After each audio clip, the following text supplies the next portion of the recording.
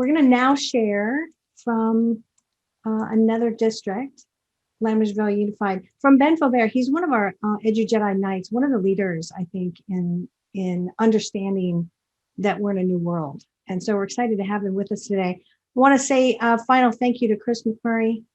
Thank you for being with us. Thanks, Lonnie. It was a ton of fun. Thanks. Yeah, super fun. Okay, so going over to Ben, I'm making sure he's on the line and unmuted and he can share his camera. Okay, so let's go back while we're waiting for him, just to more conversation about what we were just talking about with regards to your responsibilities and what's changed for you in your schools and districts. So I'm calling on you guys on the attendee side. What are you seeing? What are you hearing? I'm going to do an allow to talk on some of you guys I haven't heard from. Cindy Biederman, I haven't heard from you yet today. If you want to join us and make a comment, would you please? Well, interesting enough. Thank you so much for calling on me. I'm actually bouncing between my granddaughters who are at home transit learning. So I've been kind of in and out, bouncing from you guys to their homework, to their Dreambox, to their Imagine Learning. So I'm kind of multitasking right now. So, but I am intaking what you guys have to say. Wow. So you're experiencing what everybody else is experiencing right now, the bounce around. Yes. Yes. It's interesting. I went to the other seminar the other day, and I have to tell you, from my perspective of being on the board, but to be on this side of the computer screen with the students is really informing. It's very, very enlightening. I'll tell you that. So I can see it from your guys' feedback, but I can see it on the parents' position too. Yeah. Yeah. And I can hear somebody's learning from Dreambox in the background. That's interesting. Yeah. Yeah, that's the Imagine Learning on that one, and that's the second grader.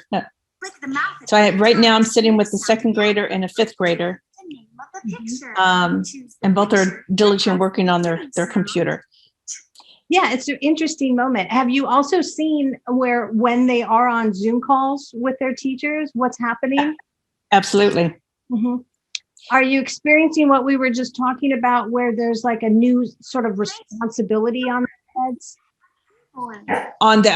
Sorry, what was that? What was the last part? A new sort of learner responsibility on their heads that they might not have had when they were in the live physical classroom? Yes, it's an interesting concept to watch, and especially 3 different levels. And what I'm also experiencing is 3 different levels of children on different learning levels. So during this Zoom transition for almost a year, it's been interesting to, I don't know how, I could write a book on it, I think, at this point in time. But I have one child who we just found out is phonological disorder. So we've had to make some pretty significant changes for her, but the changes have worked, which is a positive thing. Then I have a 5th grader that is more, I think they're trying to gear her to go in a setting of a middle school. So her independence is, well, for one, greatly appreciated to me because I had my hands full of the other 2. But so I can see where she is coming in and being a little bit more independent, I think, than she would had she been in class. But then the 2nd grader is, oh my goodness, that's in a different class in itself because she has the most amazing teacher that it's just, again, watching 3 different teachers, I could see the different levels of engagement. And her teacher is just, I could do nothing but brag about her, how well she engages her students to keep all the 2nd graders' attention and literally eyes on the screen.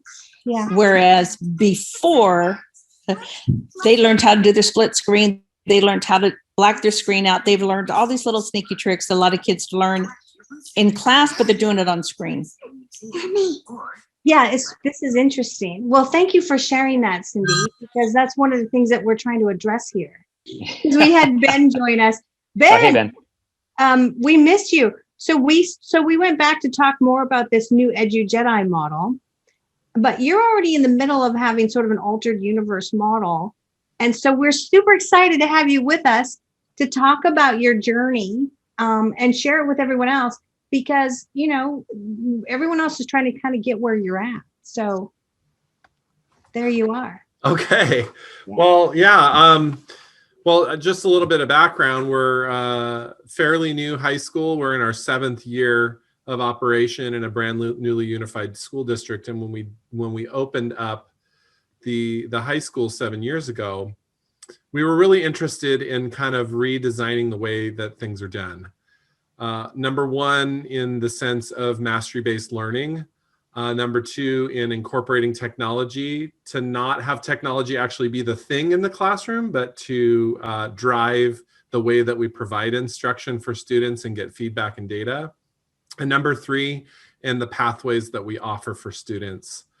So I think those are the 3 main things that we were looking to do in order to kind of redesign the way space and time works at a comprehensive, again, we're a regular comprehensive 9 through 12 public school, not a charter, just a regular old 9 to 12 school. And so a couple of the things that we did, the first thing that we did is we established professional pathways, CTE pathways, that helped us to really define some pathways that students could take to follow their passions. And so including, and later we can talk a little bit about how we also implemented pathways that are fully online pathways, that are hybrid pathways, and that are also credit recovery pathways for students who may not have been successful on the first go round. Then we started looking at how do we redesign time and space in our day, because as we know, one of the hardest things to do in a school environment is to find time to collaborate, for teachers to collaborate with one another.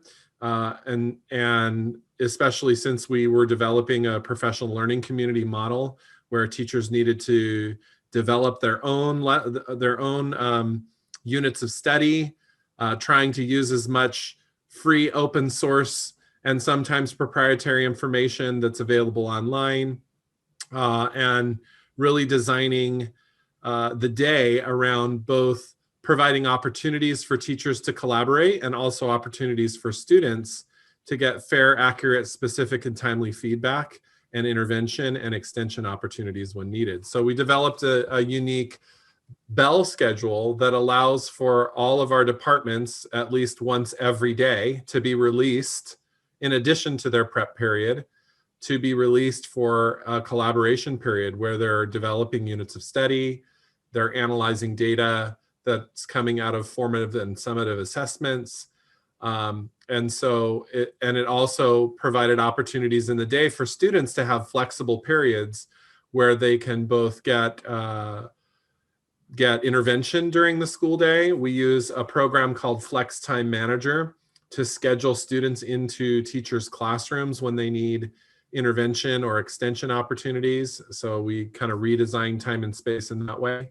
And then when we implemented our online and hybrid pathways, we were able to really put the time into the hands of the students, where they were able to really redesign time, place, path, and pace of their learning. So at any one given time during the day, I'll give an example of my own children who happen to attend the high school here. They may have a couple of face-to-face classes during the day and then a couple of online classes during the day as well. And so those online classes during the day, there's no actual physical classroom that they have to go to. They can use the spaces on campus. We have an open learning commons instead of a library where they can go and study and collaborate. Some collaborative spaces in there. They can go meet with teachers. They can hang out with friends and take a nap in the middle of the day, as teenagers sometimes like to do. So we try to redesign the campus environment and the rules that we have for our campus environment to really center around what the needs of the students are. And then making sure that all of our students, part of our philosophy at Mountain House High School is that when students aren't making it, that we don't just invite students to participate in systems of intervention, we require them to participate in systems of intervention. So when they're not making it, they're getting D's and F's, that they're being purposefully scheduled into intervention sessions with teachers, that we have a site-wide redo retake policy. We have site-wide grading policies so that it's all very transparent for students and parents. And we're really looking to design an environment all the way from the bell schedule and the way that we put the master schedule together at the beginning of the day or at the beginning of the year, all the way through what happens on a daily basis with students. So that's some of the stuff that we're doing. So I'm going to put my camera back on and interact with you. So, here's the thing, is everything that you just said about, a student could be like in some of their classes, they're online and then they're just sort of in the commons area, giant house room type of environment, and then other times they're going to an actual classroom.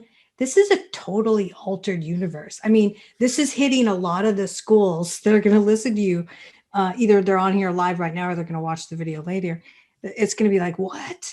Yeah, and what I can say to that is I actually recently talked to a gentleman who used to be the principal of a neighboring school in a neighboring district, not neighboring meaning not in our district, but close to our district. And when I took the position over as the principal here to start the school, and we started talking about all these crazy ideas that we had, he recently told me, I have to tell you, about 7-8 years ago when you said all that stuff, all of us, you left the room and all of us turned to one another and said, haha, good luck to that guy. We'll see if it happens. Yeah. And, we made it happen. I think you're right. It kind of does blow people's minds. I've made a number of presentations at all kinds of different organizations over time. And when we say, yeah, we have a fully online and a hybrid program, and kids can choose to take some online and some face-to-face. And by the way, our own teachers are the ones that are facilitating the online learning as well. So in addition to developing those environments, we're actually providing some value to our teachers because we're teaching them to teach in a different way. And any teacher who teaches an online class right now at our school will tell you that it is vastly different being a teacher of an online course than it is being a teacher of a face-to-face classroom. In that it's a lot more facilitation. It's a lot more one-on-one. You actually get more time with individual students who are struggling than you do in a general classroom where you're not sure who might need help right in the moment. These teachers have a lot more time to intervene with students. They do invite them to what we call our intervention sessions are called success period. They get invited to them. They sometimes are able to look at the reports that are coming out of our online system and say, oh my goodness, there's a group of students who are having problems with Pythagorean theorem. There's 5 of them across all of my online classes. I have 5 kids. So I'm going to invite these 5 kids, teach them a mini lesson, let them redo that section, and have that be the redo retake of that concept. Not just that, I think one of the things that in addition to being able to intervene and having teaching and learning happen in a different way, one thing that it's done for us, and we're just now starting to see the benefit of it, is we're starting to recapture some of those families who had other choices. And Leilani, you've talked about this a lot, the consumerization of education, is that the longer we go into this, the more choice our parents and families are going to have. Mm-hmm. And the more we as public school systems are going to need to think about how we can be everything or as much of everything to everyone as we can. And that was one of the things. We have quite a few families in our area who choose to homeschool their children. I even had one parent who's a personal friend of mine, because I live here in this community, who's homeschools her children. And I said, hey, when your kids get to the high school, we have a solution for you. We have a fully online program. You can still homeschool your kids. They can be at home, take the classes at home. But then the benefit to the high school environment is you now belong to the school. Your kid can play football. They can be on the swim team. They can play water polo because they're no longer, homeschooled and maybe part of a loose homeschooling network. They're part of a brick and mortar school where we can provide additional services, and not just sporting services. We're talking about wraparound services for these kids. Counselors who can check in. One of the huge issues that we have in our nation right now with homeschooling is they go homeschooling and there's nobody to check in on them. What's going on with those kids? They get college and career advice. They can take work experience courses. They can participate in not just sports, but clubs and activities. They can come to school and have lunch with their friends if they want, because they're sick of their mom. And so, there's all kinds of benefits that we're able to really take a look at. Okay, how can we provide some programs for students within our own environment? Without, a lot of districts will say, okay, well, if we're going to have an online program, let's create a separate school for all of those kids to go to. And when we have kids who are not making it and they need credit recovery, let's create a separate school and send those kids over there. When in actuality, if you're really looking at how this should happen, is why should we be pushing kids off into different places when really, in order to make your budget stretch the furthest, bring it all into one environment, provide different pathways for students to participate in within that one environment, and stop thinking about how we can compartmentalize what we're doing as educators, and start thinking about how we can be truly inclusive of everyone in the one environment.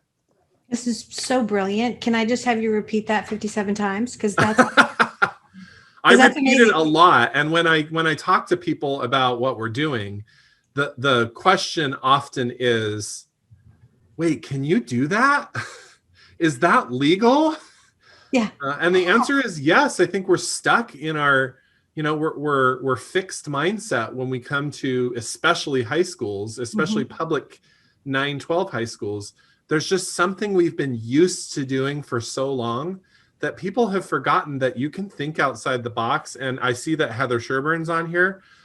It's essential that your district office understands and supports what you do and is on the same page, as well as your Board of Education. If you can just get in front of your Board of Education and tell the Board of Education, you know what, if we do these 2 or 3 simple things, our school's going to be awesome. Our district's going to be awesome. I know Heather right now is, we've been working over the years, not just at the high school, but at the K-8 level. And it's kind of been sped up by the pandemic, that we're developing online learning for our K-8 level as well. So that we have students who are, not just because of the pandemic, but once the pandemic is over, to continue that work and say, you know what? We were forced to do it because of the pandemic, but we were planning on doing it anyway. So let's keep doing it. Let's recapture those kids. Let's provide services. Let's be wraparound. Let's stop thinking about silos and start thinking about inclusion. Okay. Can I just ask you 2 things too? Yeah. And I know Heather's back down. I was trying to unmute her when I didn't have you on before, but here's the 2 things. And we have like 8 minutes. First of all, people are going to want to understand how the heck you're scheduling all this and the structure of it all. This has got to be like, do you have like giant rooms with whiteboards the size of mountains? Okay, so they're going to want to know that. And then the second part is, I have a hypothesis that the structure that you've gone to, because it breaks down the bureaucratic structure of whole group, is more equitable. Oh, for sure. And so I want to hear you tell me why you know it's more equitable, and then talk about structure. Well, first of all, the conversation about equity is obviously, anybody who's in education should know, if they don't, that it's not about being equal. It's about meeting kids where they are. So I know that it's equitable because different kids need different things. The whole reason why we dipped our toe into the fully online and the hybrid program is we had a student who was severely credit deficient. She was helping to support her family and needed to help pay rent every month. And so she had a job and she could not make it to school. And she had said to us, I'm just going to drop out. She was going to turn 18 in like February. Sad. And literally, I mean, we wanted to cry, like, oh, Yeah, we understand you need now. to do this. And we had already purchased our online solution for online curriculum. We're ramping up to do this online thing, right? And we found the reason, and she was the reason to do it. If anybody was the reason, she was. And so we decided we're going to dip our toe in. We're going to talk to the district and say, hey, we're going to dip our toe in. This girl needs 100% online. So here we go. And our coordinator of alternative education became her teacher of record. And we assigned her to all online courses. She went all day and worked all day. And then you can see she logged on at like 6 o'clock at night and did her schoolwork from 6 to midnight. And she graduated. I think she was going to drop out in February. This was probably December, maybe November that we found out. So we signed her up. You're going to make me cry now. I'm going to cry. I know. We signed her up in like November. And she worked so hard that she finished and graduated high school at the end of February. She was bright. This is a girl who, once she got on, was passing physics and math 3 and regular, government and economics and all this. A bright student who literally said, I have to help my parents pay for rent. And so I need to drop out. And instead we said, we are going to be inclusive and equitable and find an environment that works for you. Screw the rules. Yeah. Let's go for what is the best for you as the student. We gave her support. She did need support a lot of times. We've done, and I could go on and on about the stuff that we've done. Especially love it. Love it. We find that even during a pandemic year that kids, and my kids are included in this. I have 6 kids at home. I have 7 altogether, but 6 kids at home right now. And my wife took on a teaching job. She went back into the workforce in the worst year ever. And so my teenagers are responsible for teaching the little kids at home. And so they took on more online classes and are doing their work in the evening. Well, what we found this year during the pandemic, that when they needed their tests proctored, they couldn't do it during the day because my daughter's helping my 2-year-old daughter finish her classwork during the day. So we decided, hey, luckily our teacher's contract is a professional day contract. It doesn't have a start time and an end time. So we said, hey, are there a couple of volunteer teachers who would like to work from 12 o'clock into the evening so that we can have an opportunity for kids to take their assessments and get help in the evening hours? We had several teachers raise their hands and say, absolutely. We adjusted their schedules, and we have kids every night taking assessments, getting intervention, because we just decided to throw the rules out and say, hey, can we adjust some schedules? Who's willing to do it? People step up and it happens. And so that's what equity is.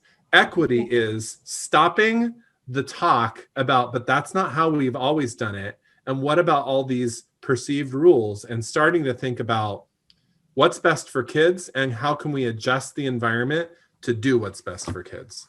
Yeah, it's a structure shift, right? Yeah.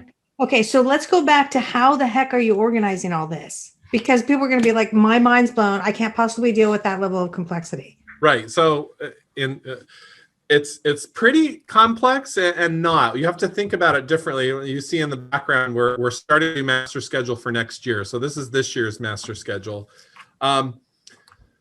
Essentially what we do is we basically name sections of the day as online sections. So in our school environment, I'll give you the example of our school environment. One section equals 35 students.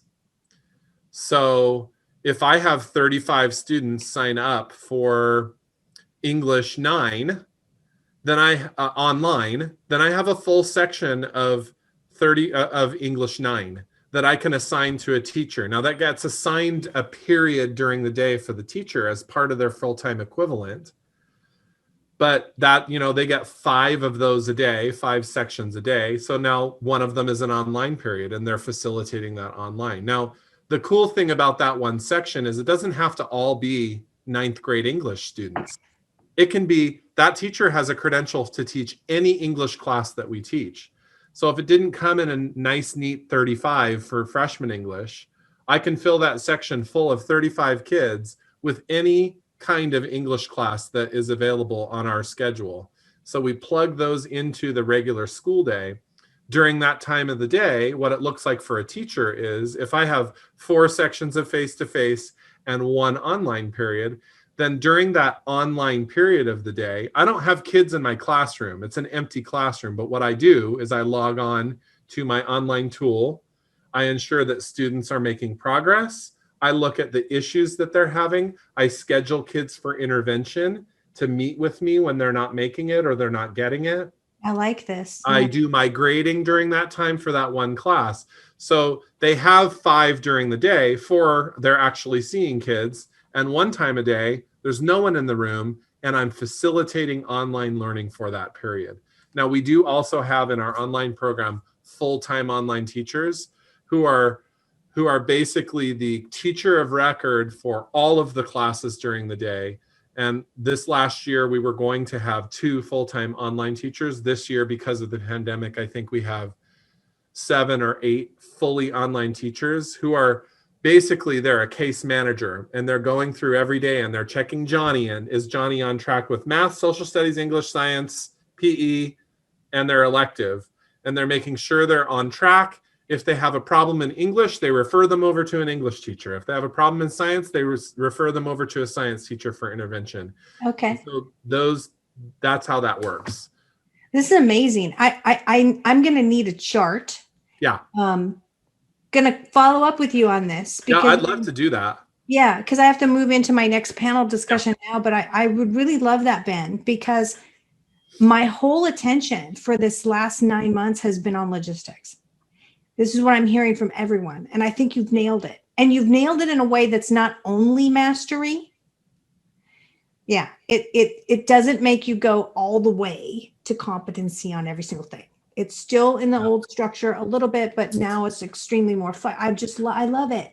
So can I do that? Can I follow up with you on that? Absolutely. Okay. We've got tons on logistics too, especially what the biggest thing, and I know you got to go. One of the biggest things that we're working on right now is integrity in the system and academic integrity. So we've found ways to institute a testing center on campus, appropriate ways to proctor tests from a distance, and procedures that we follow that I'd love to share with anybody who is willing to listen, because all these are reasons to an online education. Yeah, these are all reasons why you are one of only 5 Edu Jedi Knights that we've covered. You've got knight status. It's amazing. Well, Ben, big hug to you, to all of your peeps over there. Just, adore you. And thank you so, so much for being with us. Yeah, thanks for being with us. And thanks for Heather for also being part of this whole leadership over there in Lammersville.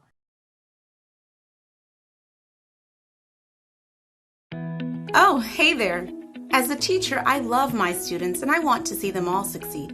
I've been looking for a way to accelerate their Lexile reading gains. But is there a literacy instruction solution out there that not only accelerates learning across subject areas, but is equally effective for all students, despite how complex and different their individual needs are? Take my class, for example. Alex gets frustrated because English is his second language. Sophia struggles to keep up with the class, shaking her confidence and making her hate reading. And James excels at reading, but seems to get bored when he isn't challenged enough. How they learn and grow now will have a massive impact on their futures. To be college and career ready, students need to read at the 1300 Lexile level. But by their senior year of high school, most read between a 910 and a 1210. Here to help is Achieve 3000. It's a literacy platform of solutions for all learners, with the tools and content educators need for a precisely differentiated approach to instruction in science, social studies, and English language arts. So how does Achieve 3000 benefit students who learn at different paces in unique ways? It starts with a commitment to equity.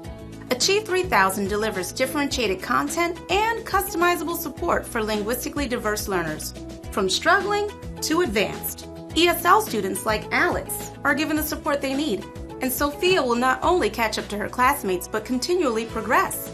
Achieve 3000's just right, just on time methodology means an accelerated track to learning, where ongoing assessments continually monitor students' progress and give teachers like me real-time data on their development. As a student progresses from one reading level to the next, Achieve 3000's unique patented technology continually tailors content to their individual growth. Students who use Achieve 3000 can attain up to 3 times their expected Lexile gains over the course of a single school year.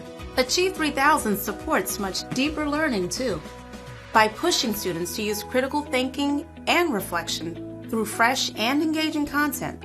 Learners like James, who already excel in reading, will also grow in their ability to synthesize and problem solve. The results are clear. Research rated strong by Evidence for ESSA has proven that Achieve 3000 positively affects students' performance on state assessments while increasing student engagement, participation, and confidence.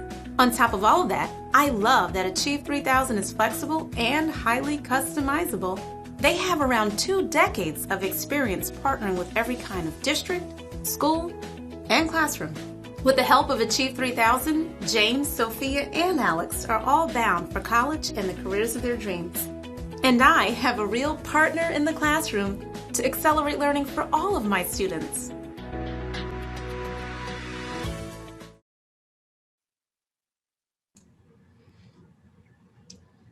Okay, so James, there you are, James. So introduce yourself and let us know all about you. Yeah, so I appreciate you guys just even taking a few minutes just to even watch that video. But my name is James Tremaine. I'm the regional director for the NorCal region for the company. I live out here and have my whole life. And I've been in ed tech almost my whole life. And I'm almost 50, turning 50 this year. So I've been doing this for a while. I think the one thing I want to say about that video is a commercial, right? It's a commercial for Achieve 3000 Literacy, which is our literacy acceleration platform, is our flagship solution as a company. And we've been around for a long time. It is a very proven, vetted solution for literacy acceleration. But what I really want to get across the audience is, we are a company that has been doing this for a long time. We focus in a few different areas. Literacy acceleration is our foundation. But we also, we're not satisfied with that. So we have a math acceleration platform now that's brand new. That's a very exciting development. So we can do the same thing or similar thing with math that we do with literacy. It's different because math is different, but it's designed to measure students, benchmark students, provide them with the tools and scaffolding they need to continue their growth, and provide teachers with the insight and data that they can use to have sound instructional moments with their kids. And it's the combination of those things that really helps us accelerate growth. And then we focus on depth of learning. That's another really important area. We have a solution that focuses on depth of learning and really connectedness. How do you stay connected with kids? How do kids stay connected with one another? And I actually think that's almost a more important problem to solve right now for all of us in this crazy COVID world. And then, of course, we have a foundational solution as well that helps instill those foundational skills that kids need. So I guess my message is wanting this to come across as less of a commercial and more of an opportunity to get engaged, to get shoulder to shoulder with anyone who's struggling in any of these areas, and see if there might be a partnership there where we can help support your guys' future growth and the transformation of this thing called K-12 education. That is going to go through a massive transformation for the good of all of us. And I think we partner together, we can really make this a great experience, and we can all come out of this a lot stronger. Okay, thank you, James. Check chat because you need to respond to a request from Jose Garcia that's on there.